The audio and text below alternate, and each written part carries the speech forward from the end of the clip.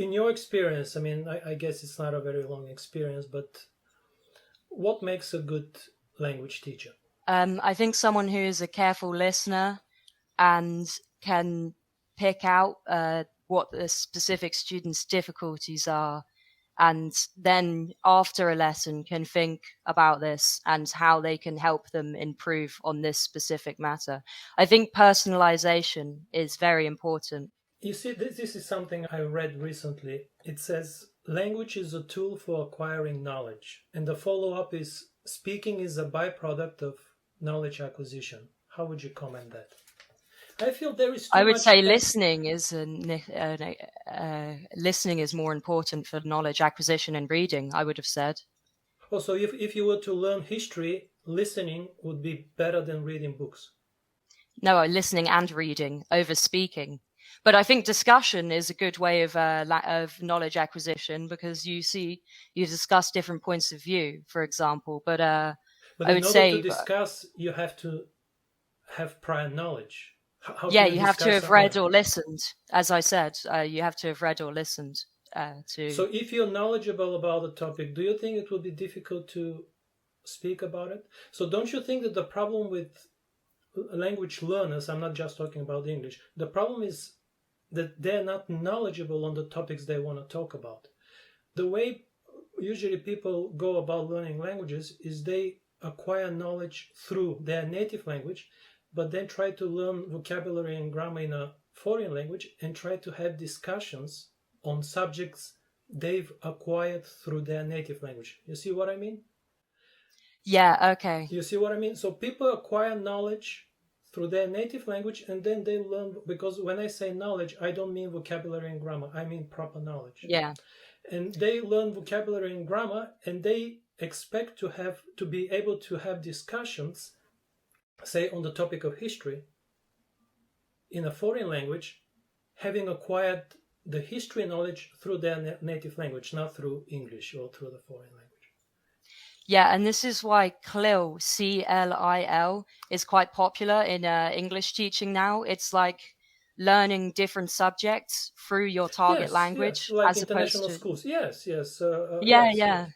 But so, What do you think of those then? yeah, but it's a common sense. That's the only way to acquire languages, through knowledge. That's why it says language is a tool for acquiring knowledge.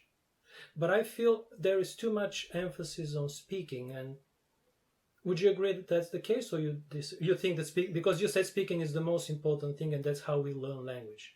You really believe that? No, I didn't say it was the most important thing. How would you say it then? I said some students, they haven't practiced speaking and they want to practice it. I didn't say it was the most important. I think all four. I think reading, writing, speaking, listening, you have to combine all four. Okay. In order to learn a language, definitely. Okay. My bad. My question is, have you ever paid to have a chat with a foreigner? Yes. You have? Yes. Was it a chat or a lesson? Both. Both. What language? I've paid for both. French. French. Okay.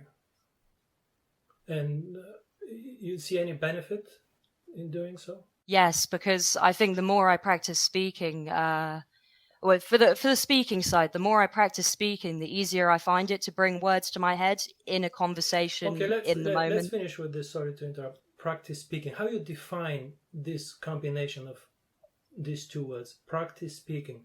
For me, for example, practice my backhand. There's a clear image of practice, repetition. Practice certain chords on the guitar. There is a clear image. What, in your opinion, is practice speaking? Because I was never able to understand the meaning of practice speaking or practice language. Please. Well, using the language by speaking and speaking on different sorts of topics, for example, doing debate or doing discussion, or, like just having general small talk, are all different parts of learning how to speak, I think. But what's the practice part? Is it the muscles, or is it practice? Well, it's actually, yeah, it's the mental energy, I think, as well as the actual physical practice act of speaking. The generation of ideas. So basically, you're practicing generating ideas. That's what you're practicing? Well, it's not. That's difficult because a different language has totally different sounds to your native language. So it's not just the generating ideas, it's also actually getting pronunciation, for example. What about reading out loud? Wouldn't that be the same as speaking? But If you're you were not to practice, producing your own words. if you were, You're just copying something. so there are two aspects. One is practicing pronunciation. The other one is generating ideas. So as far as pronunciation goes, I think that reading out loud is basically a perfect substitute for speaking. As far as generating ideas goes, I think writing is again another way to practice your thought process. Would you agree or disagree? Yeah, I agree. Yeah, I So agree. when you say practice speaking, what does practice speaking mean? Well, what does practice writing mean? So this What is a does practice good listening point. mean? Good point. Good point. Yeah, so that's my point. I don't understand the meaning of practice speaking. For me, practicing speaking is being able to practice producing production Production of in what? your target language. Of Well, thoughts? production of communication, production of words. Yeah, communication that's legible to another human being who speaks that language. Production of words. I don't know. What do you think? You struggle to picture what To a. me, language is a tool for acquiring knowledge. As long as you have the knowledge, there'll be no problem producing language. For example, you're a native speaker of English. Let's talk about Bulgaria during World War II in English. Let's talk about that. Well, of course. Well, I mean, you have to read a book on this, really, or watch My something. point Yeah. exactly. So you can't have a discussion unless you have the knowledge first. So what you need to take away from this video is that there is no such thing as practice speaking. Stop using the words practice and speaking in the same sentence. My classes will have lots of speaking because I believe speaking is the best way to gain confidence in English and improve your English. No, it isn't. Language is a tool for acquiring knowledge. Speaking is a byproduct of knowledge acquisition. Everything you need to know about how to learn a foreign language you can find in my book, Virtually Native, which is available on Amazon and virtuallynative.com.